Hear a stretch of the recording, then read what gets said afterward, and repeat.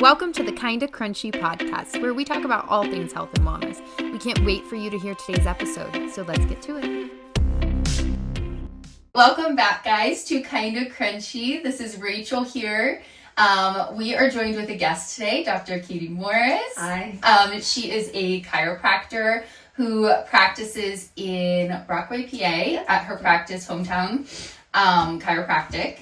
And it is just me today with Katie. Jensen is not feeling well, so it'll just be me and Katie, but I know she has so much good stuff to share, so I'm excited because it won't just be you guys having to listen to me, and I think there's going to be all kinds of good insights. So with that, will you tell us a little bit about yourself? Yeah, hi. So formerly, Dr. Katie Morris. I am a chiropractor in Brockway, PA.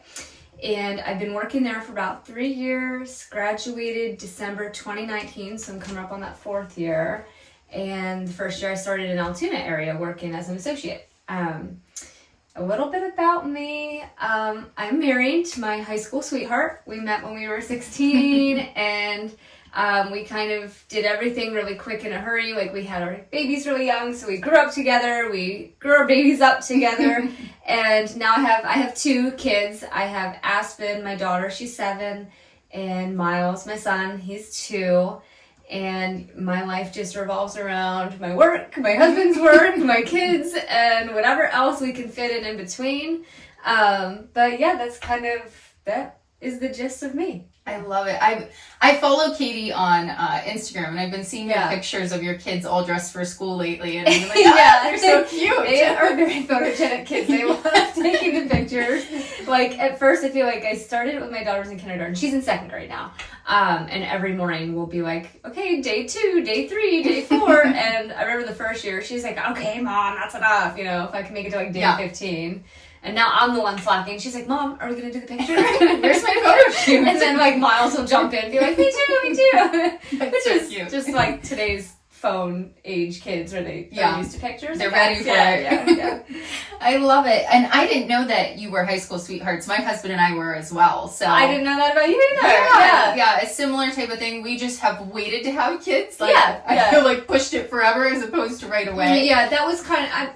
I was pregnant young. We'll get into that too, I'm sure, as I talk about like my experiences. But I was pregnant at 19, like a couple years out of school. So it wasn't planned, but that was what was planned for me, I guess. Yes. You know? So yeah, I love that. I've always said, I'm like, oh, I wish we would have gotten married like the day after high school and had babies. Just like jumped right in. I'm like, this is our journey. Like, we were the first married and we'll be the last to have kids of all our friends, you know.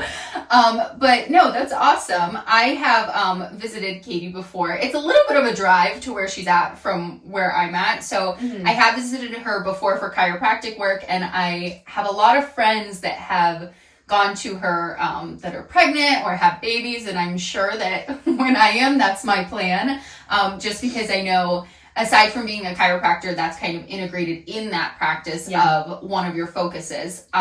But with your journey of being a chiropractor, can you tell me a little bit about what got you interested in that, or why you chose chiropractic? Yeah, so like, it's like so cliche, but chiropractic kind of ended up choosing me because I tried so hard to like avoid the destiny of being a chiropractor. I grew up and as a kid, I was adjusted, sporadically. My parents utilized chiropractic care. They raised me a little bit more holistic than I ever realized growing up. They weren't like maybe what we would call today's crunchy, but like they did some holistic alternative things with me. You know, like, I don't remember seeing a pediatrician past the age of 10, like really. And if I was sick from school, my parents took me to see a chiropractor, and that was the excuse I got to send it to school. So it was in my life, but it wasn't in my head to be a chiropractor. So fast forward, you know, in through like later high school, I'm realizing I like sciences. I like biology a lot. I'm going to do something with science and biology. And just didn't think chiropractic. My stepdad came into my life, who is a chiropractor. Oh, okay. My parents were divorced, and my mom started their relationship when I was in like 8th grade, I believe, 7th grade, somewhere in that ballpark. And still at that point, like, it wasn't in my head like, that's what I would do at all. So I'm in high school. I start paving the way for doing biology. And I even started like AP Bio at my school. I used to go to Du Bois. And so I was the only student to take it the first year because I requested it. I really wanted to take it because I wanted to get invited to do this academy. It was UPCI, University of Pittsburgh Cancer Institute. Okay. And they took on like 40 kids that were before graduating high school. And so I thought it would look really good on my application. And so I ended up getting into this, which I was like, okay. I spent a whole summer in Pitt at the University of Pitt, and we did literally cancer research and with like mentors and everything. Wow. And so I thought that was really where I was going to go. But it's a sad story because I did not end up liking it. My mentor, she was around a long time, and her name was Julie, and she told me that I should not go this route because over her career, you know, she was kind of coming to the end of it. She said that half of her time now was spent like typing up, looking for money, getting grants. And so she would have ideas of what maybe she wanted to research, but what she would be allowed to research or what she would have funding to research was not like what her mind was coming up with. And so it just, you know, looks prettier than it really is in reality. Yeah. So I spent the summer researching a drug that had already been on the market for like 40 years. Wow. They're just redoing it. And so it made me really sad to realize that, like, okay, first of all, you sitting here lonely in a lab, like a 24/7 science project. Didn't actually end up loving that. Way too much chemistry for me. I didn't love chem. I liked bio. But anyway, we were studying a drug that was already on the market. We injected these little mice and then saw, okay, it kind of worked. And that was it. And that was a pilot study. So a pilot study means you're like doing a pre-study to see, okay, are we going to do this bigger scale? And so it passed, and then they were going to do it again for like a year. So when you submit your money into cancer research, sometimes that's what it goes to. Because UPCI, it's a very like prestigious place for cancer research. So basically that crashed and burned for me. I realized, okay, you know, at the end of my high school, I'm not going to do research. I'm not going to do bio. And I said, all right, I'll be a medical doctor. Fine, you know. And so I got accepted to do like a program. It was like a 3-in-1 where I was going to go to Wacombe College in Lake Erie. And as soon as I was signing up to do that, my stepdad started getting in my ear. And he was like, why would you want to be an MD? Why would you want to be an MD? Be a chiropractor like me. And it's no shame to MDs. I was going to be one. It was actually a DO program. But, you know, I was like, it's fine. I'll do it. And I want to do DO instead of MD because I thought it was kind of a middle line. Like, not a chiropractor, not a medical doctor, but a doctor of osteopathic medicine that can manipulate at the spine and joints. Well, then I found out with some like studying and research and shadowing that most of the time they really are just an MD that have a DO title. Most of them don't do any manipulation. Manipulation is much different than chiropractic adjustment, kind of serving different purposes. And I wasn't loving it. So he sent me out to Life University, which is a chiropractic college, to do a tour. And they had like a whole weekend. It was called Life Leadership Weekend. And honestly, I got to take out my boyfriend at the time, who I'm married to now, and we checked it out, and it was just like an eye-opener. I went there, I got like immersed in the campus, I talked to the people that were there, and I realized, why am I doing this? Literally at a stop in college, told the college, nope, I'm not doing this. I got my track, talked to Life University, and said, what do I need to do to get here?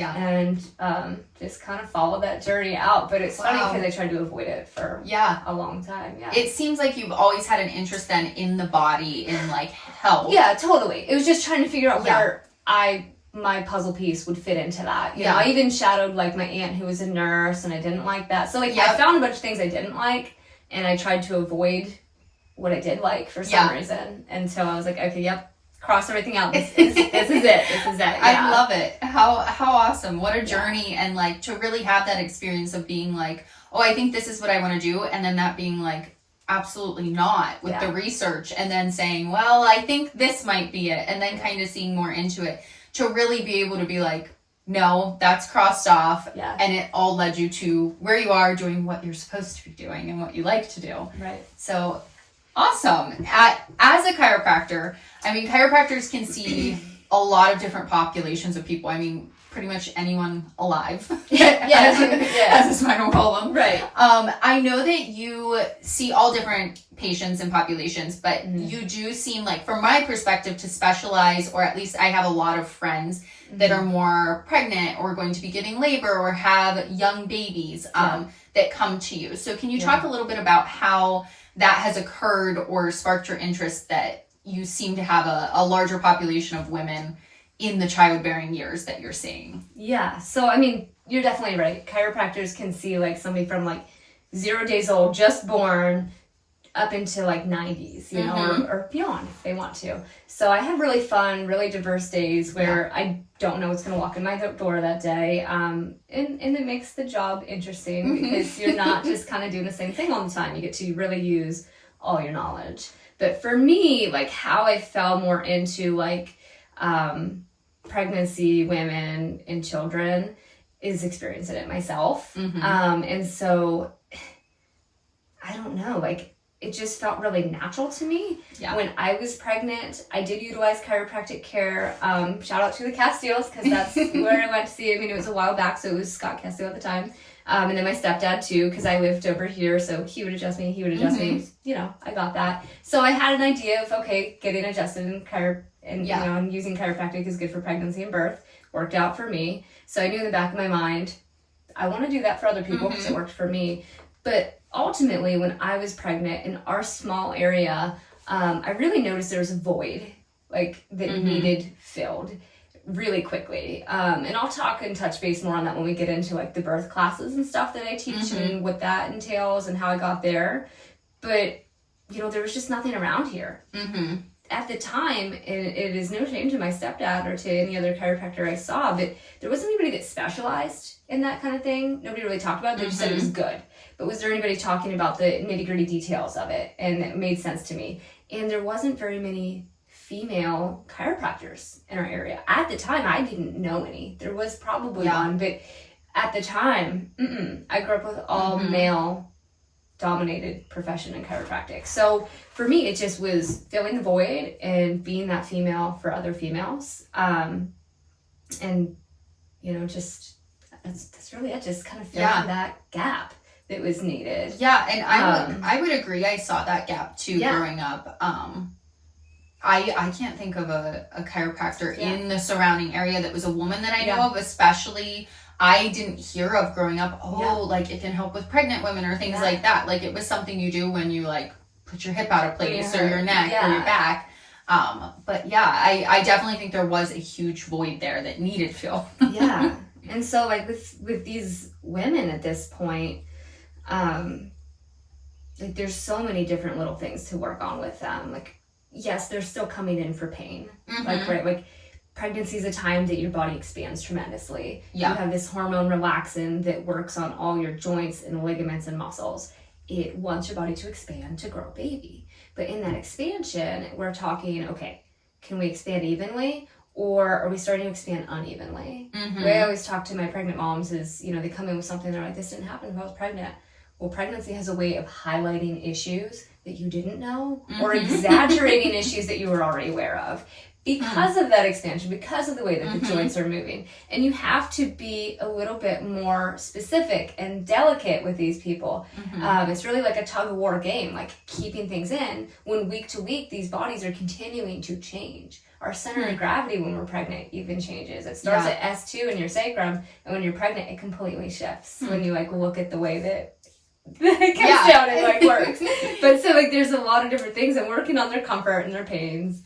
But then also, when you keep a woman's body in alignment in pregnancy, we're not just talking like the bones, we're talking the pelvic floor muscles, making sure left to right is balanced, making sure that their ligaments, like the round ligaments in the front, aren't pulling and twisting, because those are something that a lot of women experience pain with, but also don't realize that that ligament that's hurting, it attaches to your uterus and it attaches within your pelvis. So if it's tight on one side, how is that twisting or turning your uterus so that your baby can't grow or move or position themselves well? So we're talking comfort, we're talking positioning of the baby now too. And when we're talking that positioning that we're going to help the baby get into by creating space, now we're talking having a better birth outcome. So these women that are coming to see me in pregnancy, because I've kind of learned about it and worked with it and experienced it, I know how profound it can be to just be adjusted. Yeah. You know?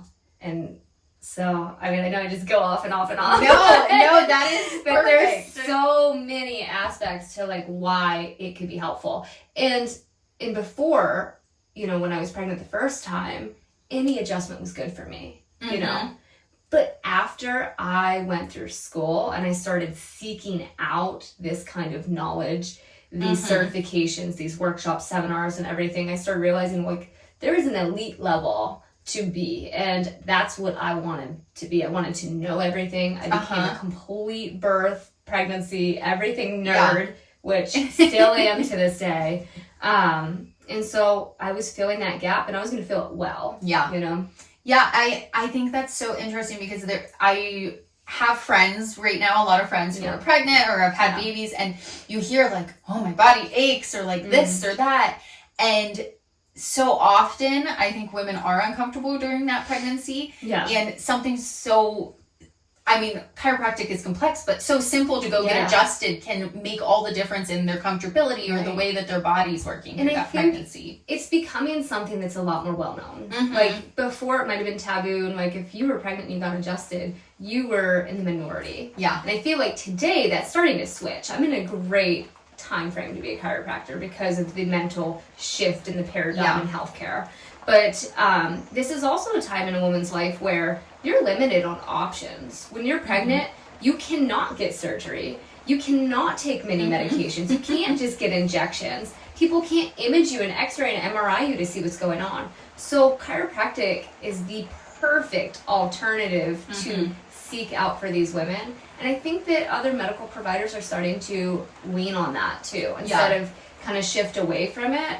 And they're learning about it too, and it's getting more popular, that I'm getting referrals all the time on a weekly basis from OBGYNs and, you know, people within a hospital setting now. Yeah. Which is, it's awesome. It's been exciting to kind of see this shift. I know that's what we've said here at Kind of Crunchy is, you know, I think there was kind of this big divide between like the crunchy world and the medical world. And I still think there is, but I think there is some assimilating happening there where they're kind of saying, how can we work together? And chiropractic definitely goes hand in hand with that. And I've always thought chiropractic's interesting because that is one of the practices that sometimes doctors will refer patients to more than these other alternative or complementary type of styles of medicine or treatment. I think too that social media has definitely helped with kind of creating more acceptance around this, like seeing, oh, my friend does this, or this is what they really do, and just opening minds, especially around chiropractic. I know that's one of the ways I found you because you are so out of like my area to see like, oh, I have friends that go here and like this is what she does. Right. I think, you know, sometimes chiropractic can be scary to people that didn't grow up going to a chiropractor and be like, well, I don't want my neck broke or something, you know, crazy like that. And then especially to women who that wasn't their experience at, like their friends didn't go to a chiropractor or their parents didn't. As far as like adjustments for pregnant women, I know you kind of went into that. What does it look like? Like, I know you adjust babies as well. So I know that's something like I haven't had a baby. My mom never took her babies to get adjusted. So that's something I know nothing about, but I know it can be helpful to the baby. Can you talk a little bit about what that looks like? Adjustments. So I mean, I just want to kind of shout out to something that you can link in here if you want to later on. It's called ICPA for Kids. It's the website. But ICPA is the International Chiropractic Pediatric Association. This is something that when I was in school, I sought out some seminars, I did some workshops, and I was involved in the club at school. And so this goes the extra mile to give chiropractors the practice and research and understanding of how to work on a baby versus an adult. And something that we said a lot of the time is that babies aren't just tiny adults. So you're not going to adjust them the same way. And I'm not even adjusting a day-old baby the same way as I'm working with a 2 or 6 month baby. For me, every time somebody comes in and brings their baby, depending on the baby's age, what I'm doing with them is going to be different. But I do want to say, in case it's never been talked about, and I don't remember it being talked about, I've listened to the podcast, but I don't know if Chloe touched on what it looks like to adjust a baby. It's very, very soft. So babies have, of course, their bones, their joints, just like adults do, but they're not fully hardened. They're not ossified bone. And so in these babies, you're not really making like that pop crack like my knuckle just is, right? And so instead, you're kind of simply guiding with pressure points on them. Okay. I'm feeling at that bone. I still have to find it. I still have to feel for its misalignment, but it's more of a light touch to it and guiding it into its place and then rechecking. In addition, like that's not the only thing I work on with babies, but that is what the adjustment looks like. Parents are usually like very surprised or pleasantly surprised that, okay, this isn't that intense. Yeah. And so I try to share videos once in a while of doing it so that, you know, the general public can understand, like, this isn't that wild. I'm not trying to break this baby. I mean, honestly, why would we try to do that? Yeah. Like, that's not going to be good for me. Like, I'm going to lose my license. It's a huge Yes. liability. But I think one of the things that makes a lot of people comfortable is the fact that, like, I have my own kids adjusted. Yeah. Like, I'm not going to do anything to your child that I wouldn't do to my own child. And my children were both adjusted right from birth. And so if I feel comfortable I had somebody else adjust my daughter from birth because I wasn't a chiropractor yet. And then my son, I was able to. So if I was, you know, willing to hand up my child, then I can take yours on. Yeah. But it's a big deal for somebody to hand me the most important thing in the world and say, you got it, you know, help me help this child. Yeah. But it's so much more gentle than an adult adjustment at many levels. But when somebody, we'll kind of run you through, like, if somebody brought their newborn to me. So one thing that I do for my prenatal patients, if I've seen you regularly through your prenatal care, your first postpartum visit for you and the baby is complimentary in my office because I care that much to see that child set foot in a good way from the beginning.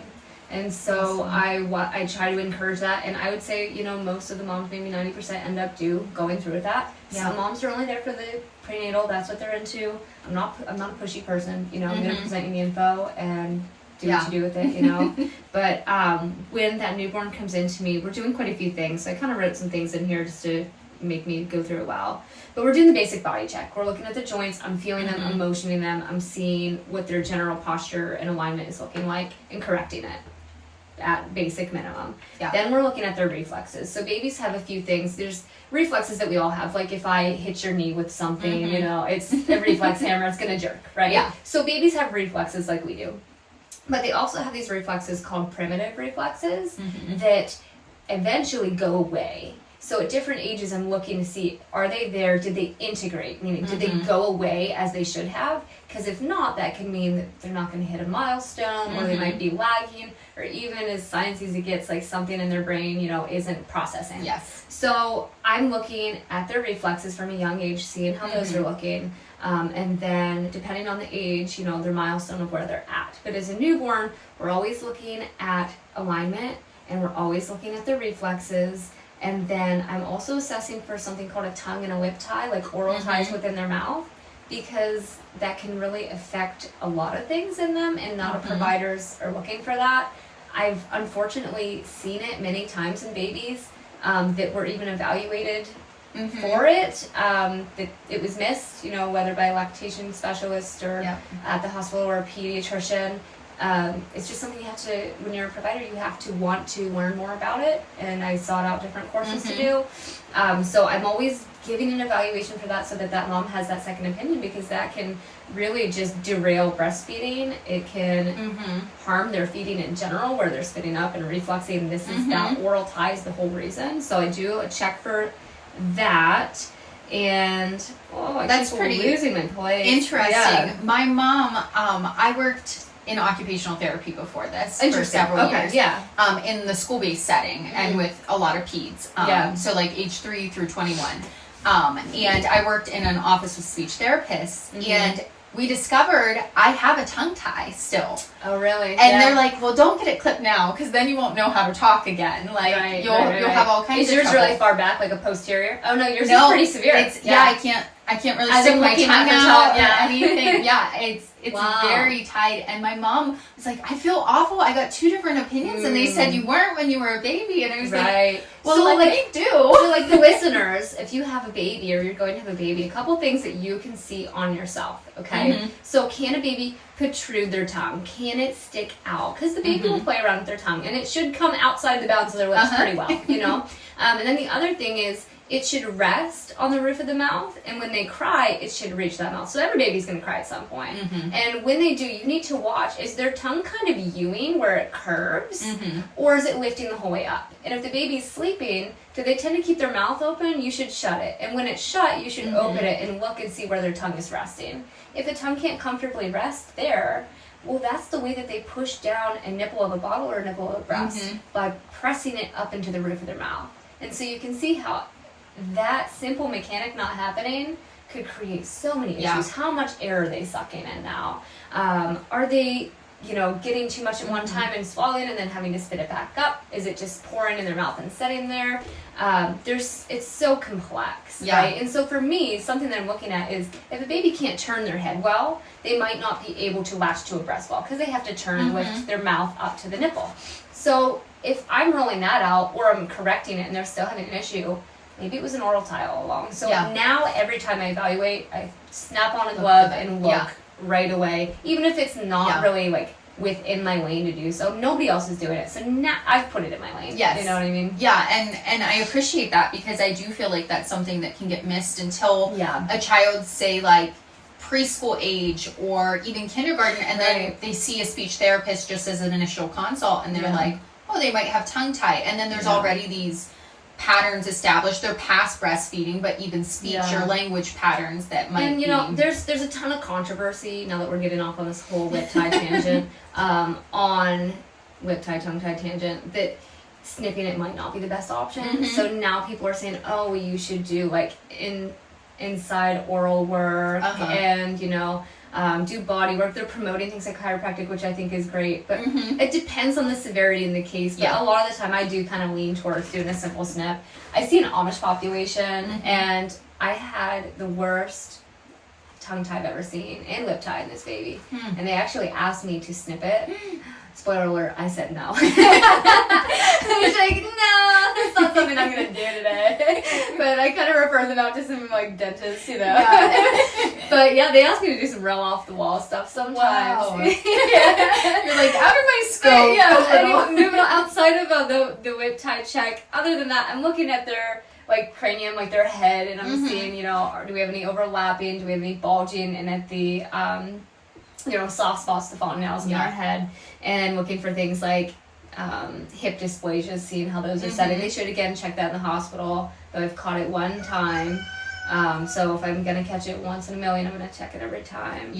But I love that you kind of ran through what you're looking at when a newborn comes in, because I think as someone like who wants to have children in the future, not knowing what a visit like that would look like, you just assume like, well, when I go to the chiropractor, they like twist and crack me, so that might be what it's like for my baby. So, I don't know if I want to. But hearing that it's really a look at the baby, like, is everything working well in place? Like, what's going on with it? Anyone that's utilizing chiropractic care, watching it online, you're seeing one thing, but what you're not able to pick up is what the chiropractor's seeing. Like, our chiropractic eyeball and brain is picking up so many little details at once. And if we're not speaking it out loud, you don't know. So I try to describe it here to you today, but like when I'm working on a patient, like this is what I'm looking at and stuff. But you're never going to be able to pick up all the details, But I'm trying to give you a glimpse of it. But also, like, the things that you may not realize are, like, what seeing a baby could help. So, right, we talked about,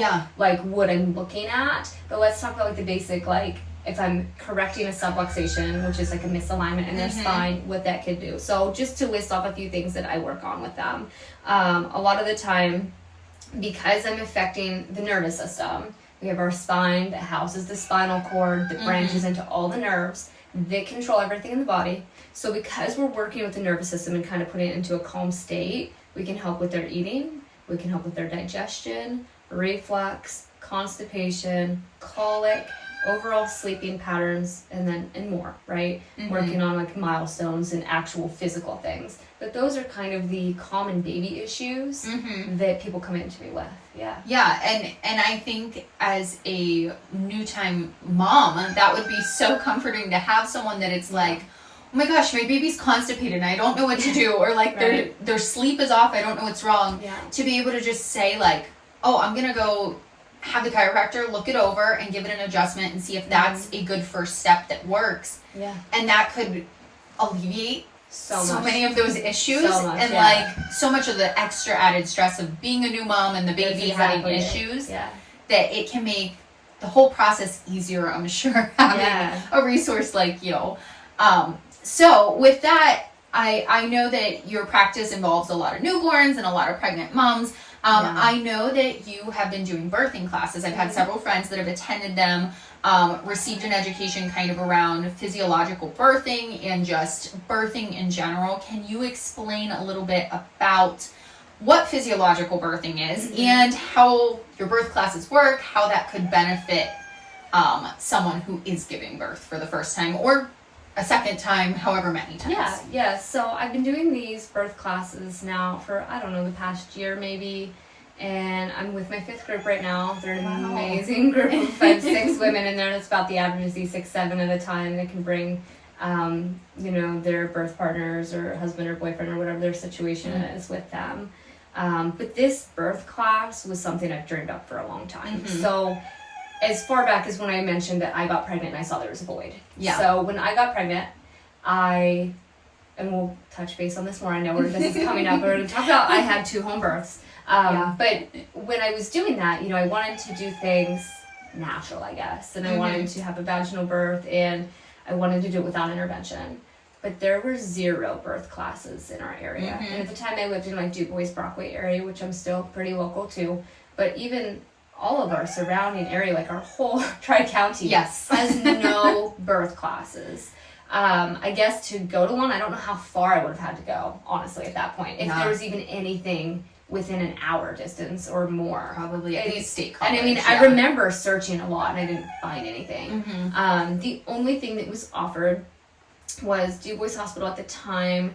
They did like a course, but the thing was that course was tailored to if you were having a hospital birth, of course, but it was more of a tour and more of a, okay, here's where you'll come in, this is the facility, this is the birth room, these are the interventions that you can do and what they look like, which I think should be the bare minimum. To just make ladies comfortable if they're going to like that should happen for everybody. That shouldn't be those that seek it out. Like everybody should know where they're going to give birth and know what is going to happen there. But that was a birth course, and maybe I'm shitting on it a little bit too much, and maybe there was more to it. But I mean, I've talked to those that have done it, and I asked about it. And then actually it got shut down for a while. Like it didn't even happen. I think they just started it back up, and thank you, COVID, but and maybe it was shut down even before that. But they just kind of started kicking back up the tour, I call it. So there was nothing for me, and I had to do a lot of my own like external research just to figure it out.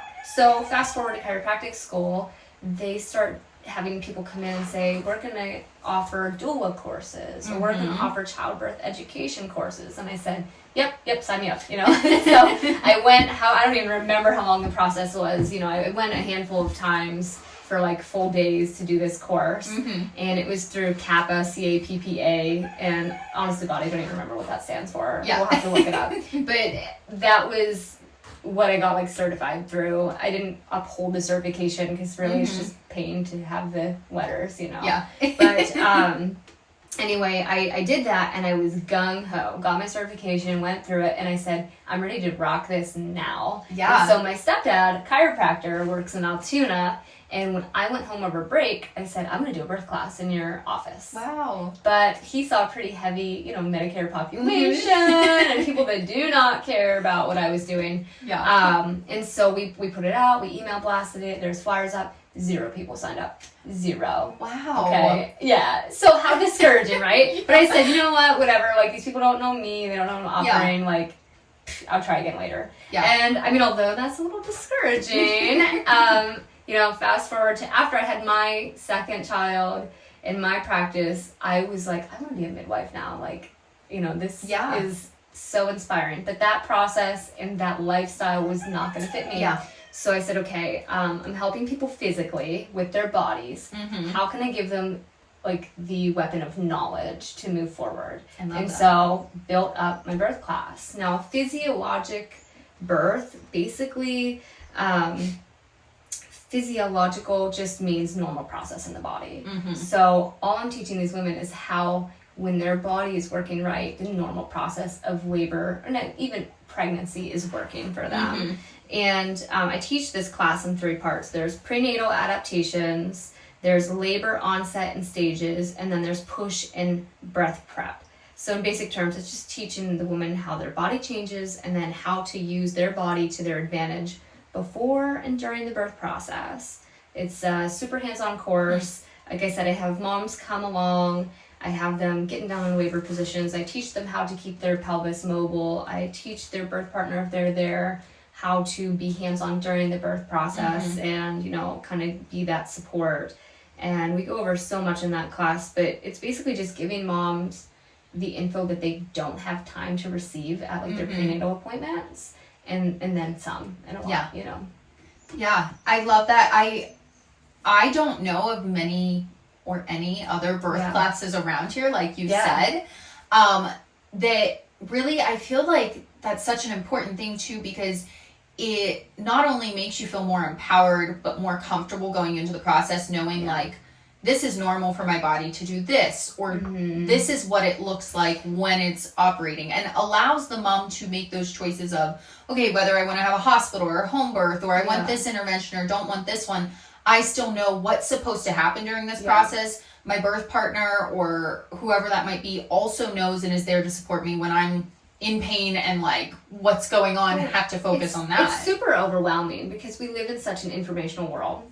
So you could go out there and you could YouTube and you could podcast like this, and you can read books and watch videos, but it's almost too much. So what I try to do is just put all of the too much into a course that puts the most important things in there in a concise manner that makes sense to them, so that they don't have to seek out other things. Now, I give them other information, and links to things, and I have like a little checkout library at my office and stuff. They can take books and videos and stuff out, but I do try to teach them what they need to know to be successful.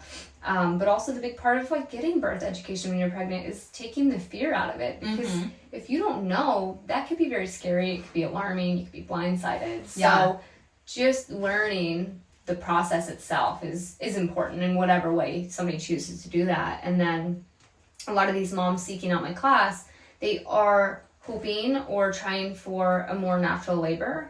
So a lot of the time in a hospital setting, a big part of that is teaching them to be able to advocate for themselves and what they want, and kind of put their foot down and say, no, I understand this is, your way. Here's, what I'm wanting out of it, and kind of meeting that middle ground wherever you're at.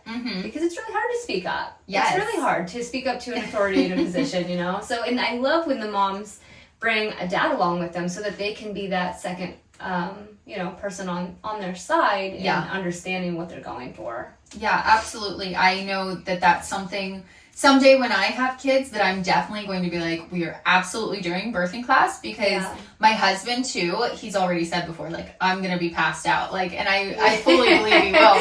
And I've said, my friend Caston, she's been on the podcast before, and I know she was a patient of yours, and I said, she's coming with me as like my advocate, because she'll know what I want. Sit-in doula. She used to work in OB. I'm like, she's the perfect person. I'm just going to slide her in there. Yeah, and she would, I'm sure. Yeah. But I think it can be so much more empowering to a woman, and to understand, like, this is beautiful what my body is going to do. Like, I created life. I'm going to give birth to life, and I should feel empowered in it. And I think mindset's such a big thing when you go into, like, the labor and delivery process. And so many women, I can see how they would be scared, because you're in a hospital, which is normally like, something's wrong, or like, I'm hurt, or you just aren't comfortable in that setting. You're not familiar with it. And then you don't know what's supposed to be happening, what is happening to you, what they're doing, what they're poking and prodding. So having that education beforehand on, okay, this is what you can advocate for. You have the right to say, I want this or I don't want this. This is what your body's going to be doing. I just think it helps to calm like the brain, but also kind of empower that woman. Yeah. I know we've talked too about hospital births and home births, and I know you said you had 2 home births. So this is something our listeners ask a lot on, they always are like, oh, we want more parenting or birthing or pregnancy, home births versus hospital. And so we had Casten on, and she had talked about natural birth in the hospital setting because that's what she opted for her first one. And she was kind of back and forth between home birth and hospital options. So I was wondering if you'll share as much as you're comfortable about your home birth experiences, because I know a lot of our listeners are curious about that. Yeah, I mean, I'll share as much as you want to know. But I did want to touch one thing, if you don't mind. Okay, yes, absolutely. You can put it in how you want. But just because I think it's so important, is understanding for like these pregnant moms is the mobility of their pelvis. So in this physiologic course, I'm teaching them how their pelvis, like we talked about, shifts and changes in pregnancy, and then how to make sure that it's shifting and changing in your favor. And so keeping it mobilized and balanced is a really big part of my class. So we're going over like their bodies, movements they can do. But the reason that that's so important is because when you give birth, it's not like a basketball going through a basketball hoop where it's a straight shot. Our pelvis is super dynamic. There are a few different parts, a few different joints within there, and it's very odd shaped if you ever look at a pelvis model. Like it's not perfectly round. And a baby is also not perfectly round. So they have to do this like beautiful dynamic dance. So I'm just going to talk through it so that everybody can be like, wow, that is a lot. So when a baby is engaging, right, at the top of the pelvis and they're starting to get ready to start birth, their head is supposed to face, the back of their head is supposed to be kind of sideways but facing more towards the front. And the reason that is because our pelvis at the top, its width is widest side to side. So it tries to put its widest part of their head, which is front to back, in the right spot. So it's like matching a puzzle piece, right? Right from the very beginning. So if in pregnancy, you're not making sure that that baby has that space and that they're in a good position, right off the bat, you're making things a little bit more challenging because they're going to have to rotate to get in there. So that's how they start. And then when they move to the middle and lower part of the pelvis, they actually start to shift where their head is at. Because now the middle and lower part of the pelvis is widest front to back. And so they're matching their front to back to that front to back, right? And so again, puzzle piece turning through.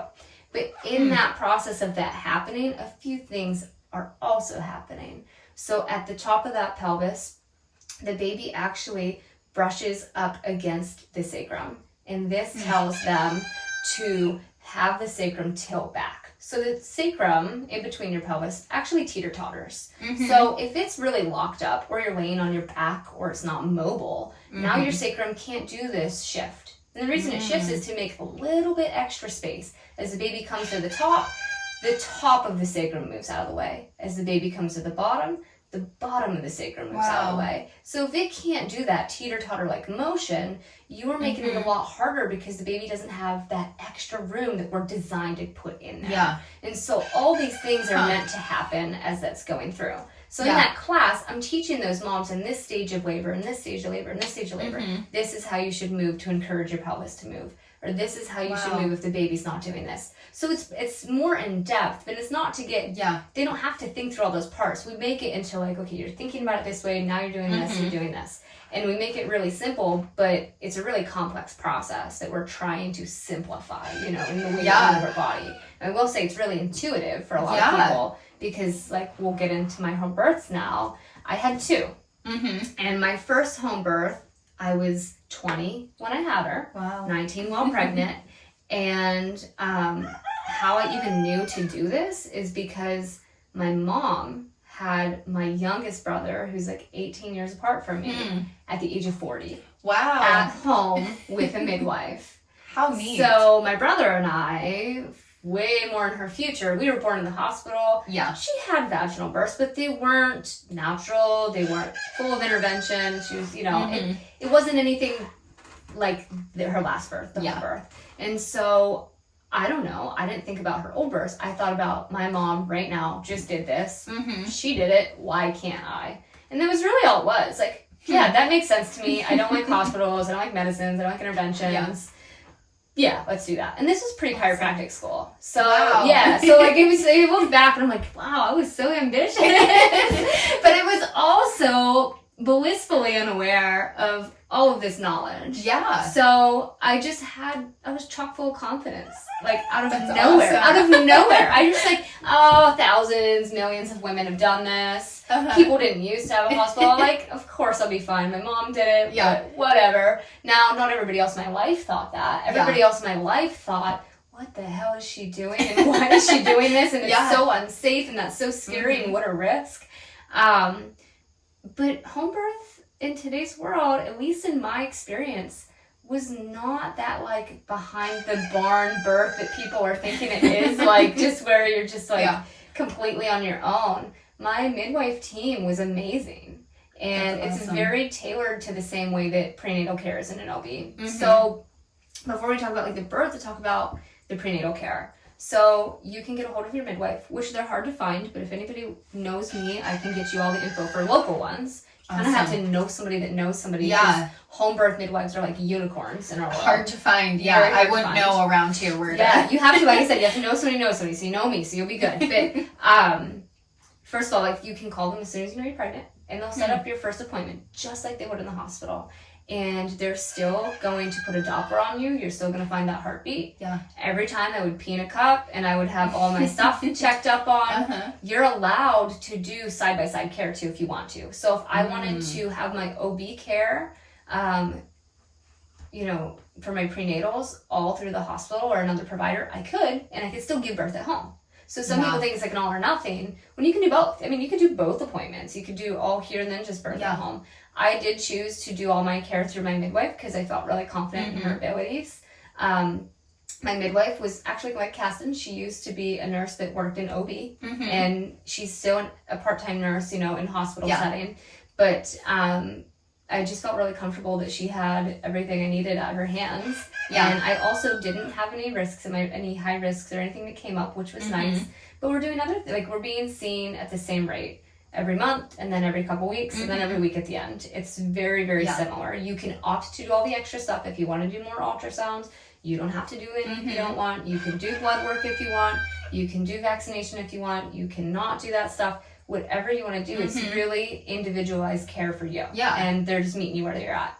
And so for me, I did my appointments with them. They even check like your glucose and see where that's at. They check your iron levels. You know, they do everything. A lot of it. Yeah, I mean, for the most part, all of the most important things they're checking in on with you. And so going up to the end, you know, where you're going into birth, they're just at your fingertip. You reach out to them and they can come right to your house.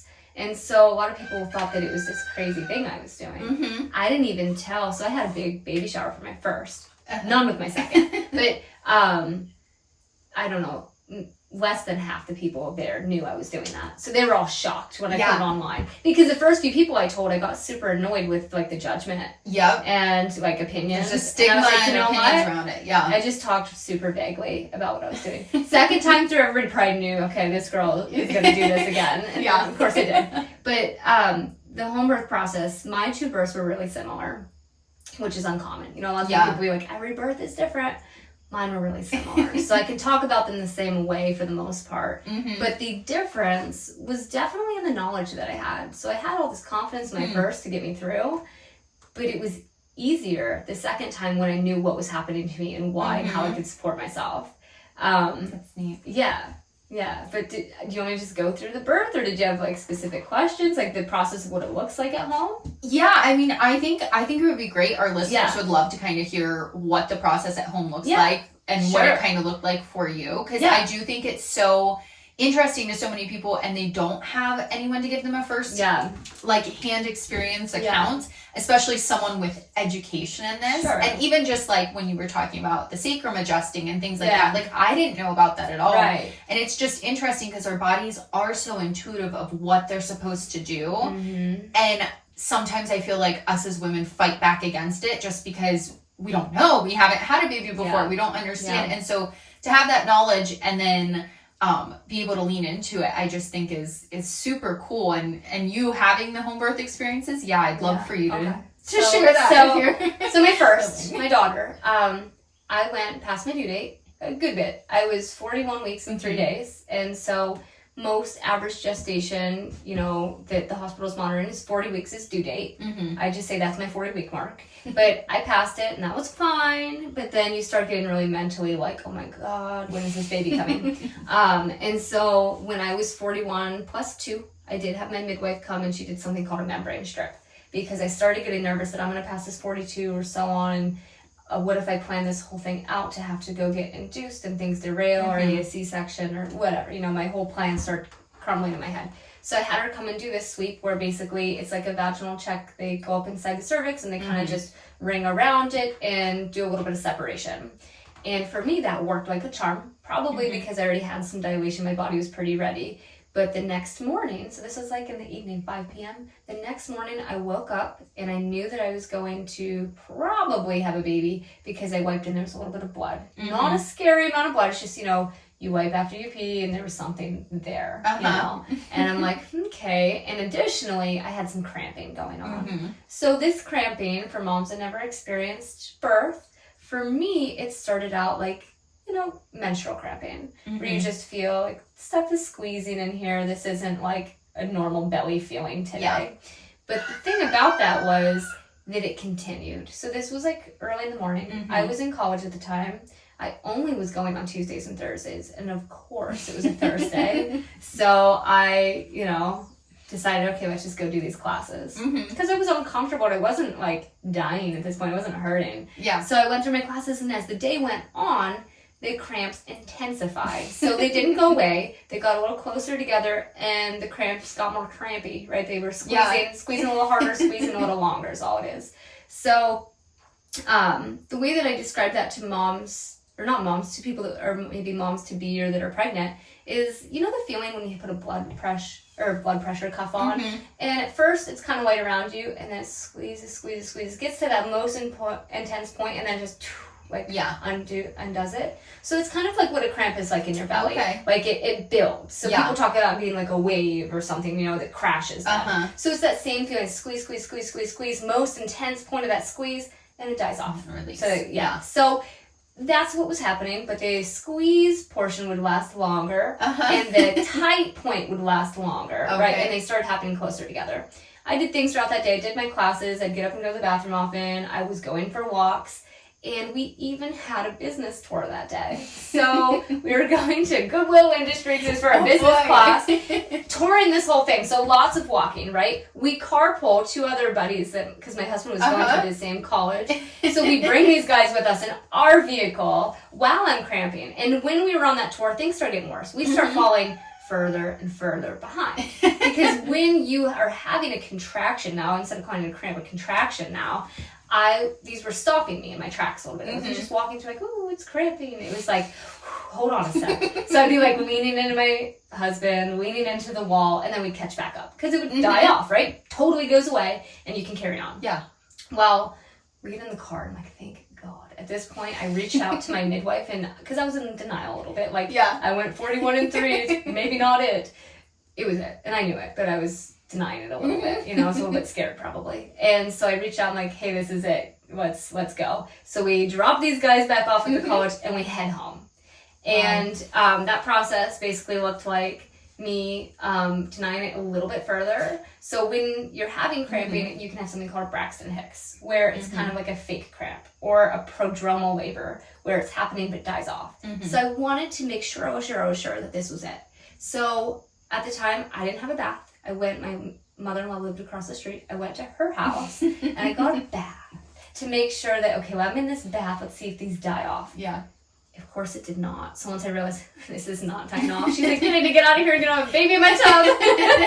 So I got a shower and my husband's like, what are you doing? You need to get back over here. He already had my birth pole blown up. He was ready. Filled up.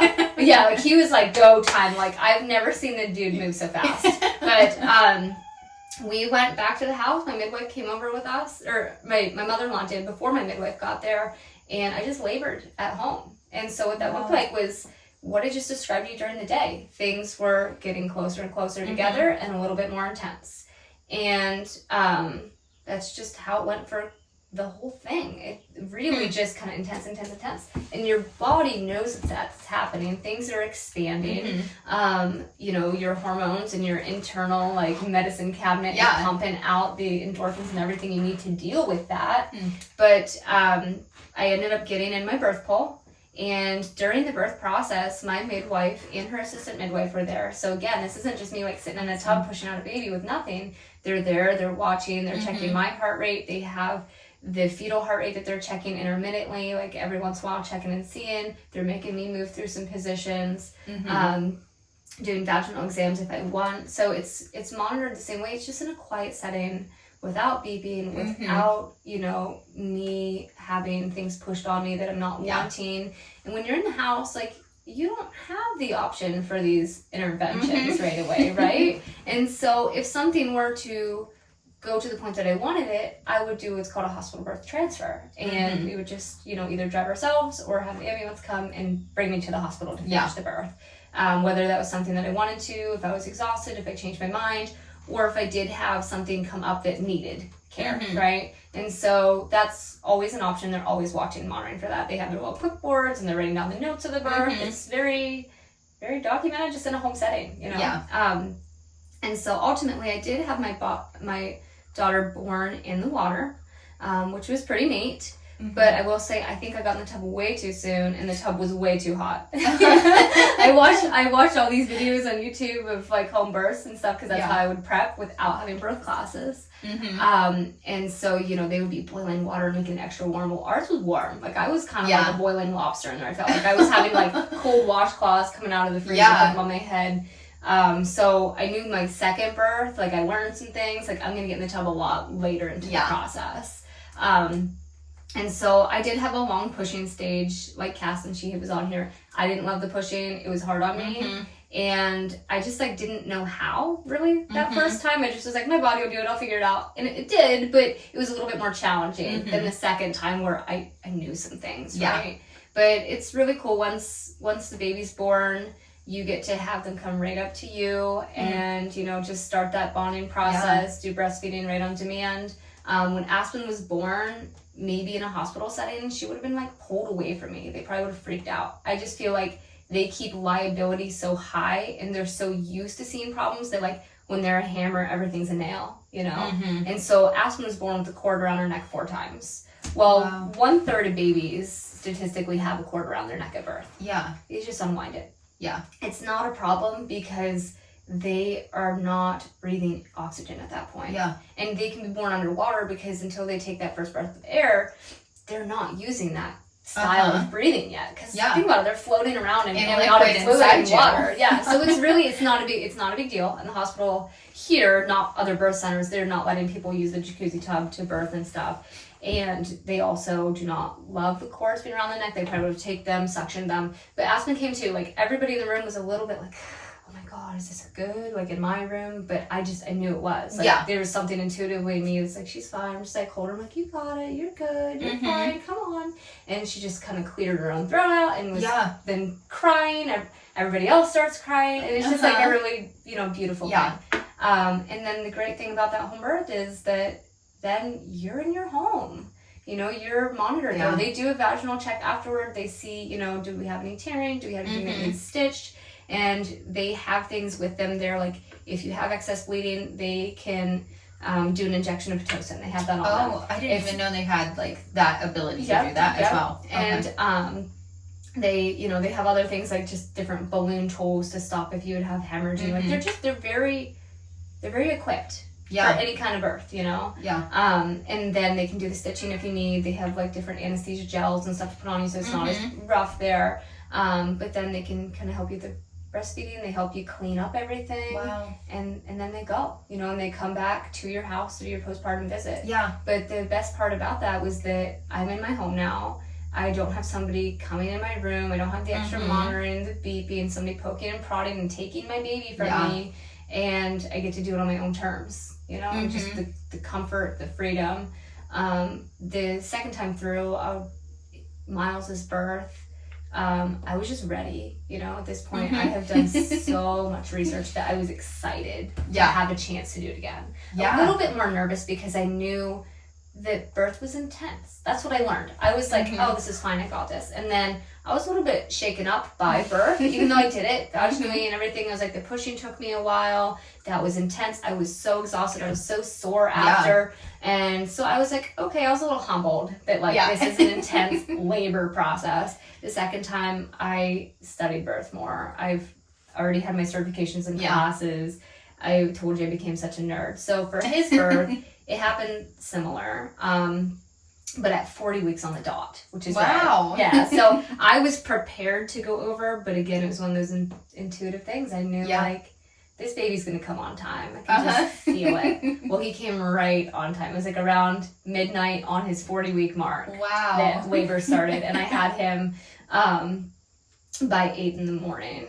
So both of my labor processes were, like I said, very similar. They were about 8-ish hours. Which is like both of them. That's awesome. But my pushing stages with both were over the hour point. So that was like a tough part of it. I wasn't one of those moms that has like 3 pushes and their baby's out. Like my babies had to work through my pelvis to get out. And both my babies were sizable. One was 8'5" and one was 8'10". Yeah. So I mean, good size babies. Good size. I don't consider it like large, but they're bigger than a lot of people have a baby. You know?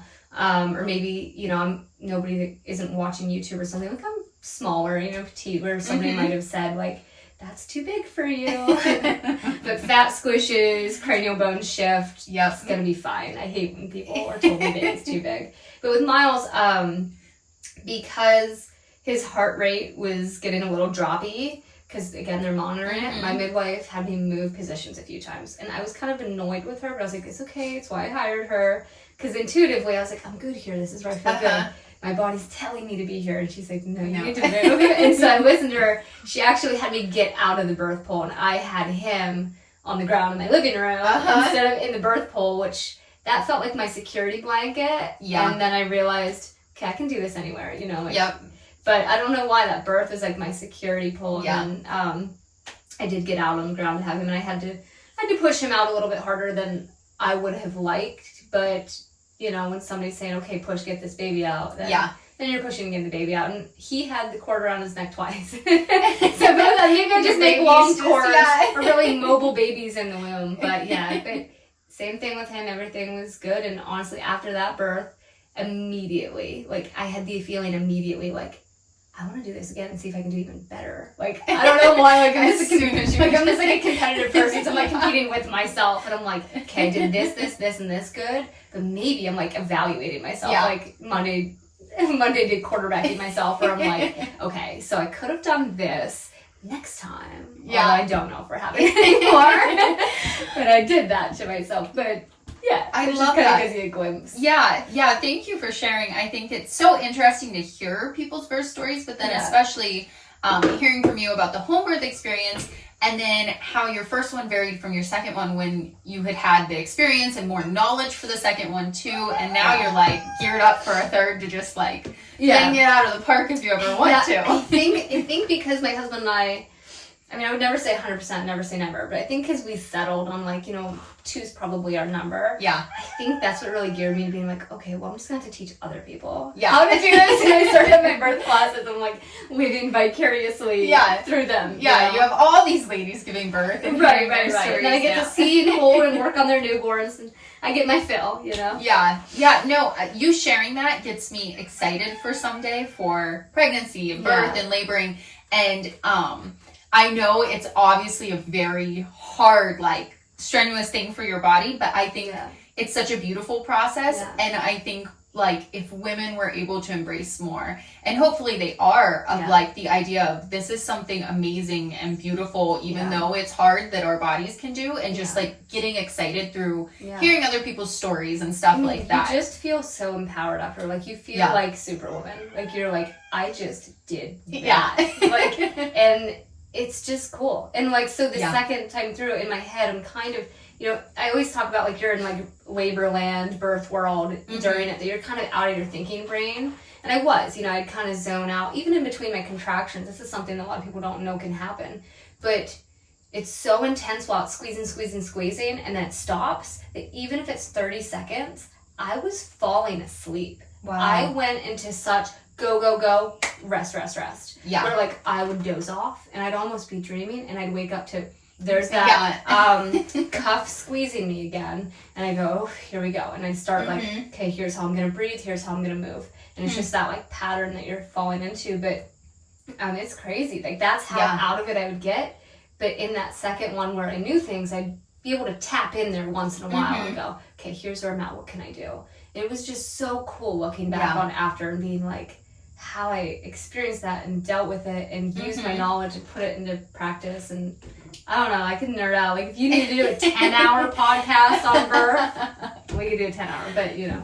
Yeah, no, I love what you shared, especially like for me, not being pregnant or like having any of this knowledge, not even knowing the resources like a midwife can offer and what that looks like, a home birth versus a hospital, because I think it is like people get scared or have judgments around what a home birth is going to look like, and then to kind of hear like it's essentially very similar, but just you have more options, you're in your home, it's not in the hospital setting. I think it just like helps to wrap my head around what different options are maybe that you might not know. It's just not for everyone. You know what I mean? Like I have people say, can't believe you did that. I could never do that. And my answer every time is, no, you could never do that. Because I think that you have to be comfortable. Like that is the most important thing in labor, is to have a sense of comfort. Because adrenaline completely works against this hormone called oxytocin we have in our body. And oxytocin allows the uterus to contract. And so adrenaline stopping uterine contraction is not great, right? And so you need to have that sense of security in where you're at. And if somebody's fearful in their home to give birth, do not give birth in your home. And when I teach these classes, the large majority of the women coming to me are going to give birth in the hospital. And so I'm not speaking to it from a home birth perspective. I'm speaking it from a birth perspective, like the physiologic process of birth. And the very first course I had a midwife join me from Life's Journey in DuBois, like the local OBGYN, and she came to my class with me and she helped me teach, and she sat kind of on the sideline and she added stuff in for me that I could utilize in future courses. You know, like I'm teaching a class, taking notes on the side while she's saying things about the hospital process. Because she offered to be there actually, which was amazing of her. But it was so important for me to have a little bit more of experience in a hospital setting for sharing it. You know, things that these women aren't thinking about, like, hey, when you first get in the hospital, what is that going to look like for you? Ask. You know, what are the routine interventions that are going to happen to you there that you want to know about in case you want to opt out? Because if you don't know your options, you don't have any. So it's all about knowledge to be empowered, and that's why I love what you're doing here, sharing with us today, sharing your birth courses, even as a chiropractor. In the midst of those adjustments, I know sharing kind of knowledge about people's bodies, and that just helps to empower them and help them to make better decisions for themselves, knowing what their options are. So with that said, as far as like chiropractic, pregnancy, birthing, anything about health, is there anything else you want to share? Any tips you have before we sign off as like a final thing? So chiropractic. If you aren't doing it, start. Just go. The hardest part for most people with anything is starting and calling, messaging, setting up, and making yourself an appointment with a chiropractor near you. The benefits are plentiful, and there's no poor side effects to it. So to me, it's a no-brainer. It's just a simple way to boost your overall health. I always say to people, you know, there's lots of things you can do to increase your health. Chiropractic is one of those things. To me, it's one of the most important, but to you, it's just something else that you can do to help your health. You know, some people can take a supplement or a vitamin every day and choose to do that. You can boost the body with chiropractic. And, you know, as far as the pregnancy, that was the other part that you said, right? Any tips, chiropractic, pregnancy, health, anything. Okay, so the other tip, like, if you are pregnant, is to get informed from the get-go. You know, like, the biggest one is look into your options, because like I said, if you don't know your options, you don't have any. So be vocal at your appointments, no matter what route you're going with, and make sure you know what's going on so you're not blindsided by a situation. And if you're pregnant, make sure that you are staying active in the pregnancy and mobile in your pelvis, utilizing body work, whether it's through chiropractic or massage or just, doing yoga and stretching on your own. Look up spinningbabies.com. They have some really good movement and daily practices for women. So being informed and staying mobile in your pelvis are really the big ones for me. Buy yourself a exercise ball, people call it a birth ball, and bounce around on it, lean forward, shake your hips around on it, keep the pelvis mobile. And if you're not using chiropractic, try it out. Yeah. That's wonderful advice, wonderful tips. Thank you for sharing so much goodness with us today. I know everybody's going to love this episode. We will definitely link Katie down below, her chiropractic, everything she mentioned. She's just a wealth of info and resources. I'm an open book. So if my stuff's linked there and somebody wanted more details on what I was talking about, shoot me a message, an email, call me. I'm happy to help and answer anybody anywhere about it. So awesome. Yeah. Thank you so much. I am so excited for all our listeners to hear this and just so appreciative that you came and shared with us. I can't thank you enough. And thank you for having me. Yeah, of course. All right, guys, that is it for today. Hope you have a great day. Bye. Remember, although we talk all things health and wellness here, this is not medical advice and you should always seek out your medical professional for further questions. Thanks again for listening. Please remember to share, comment, and subscribe to help support our podcast.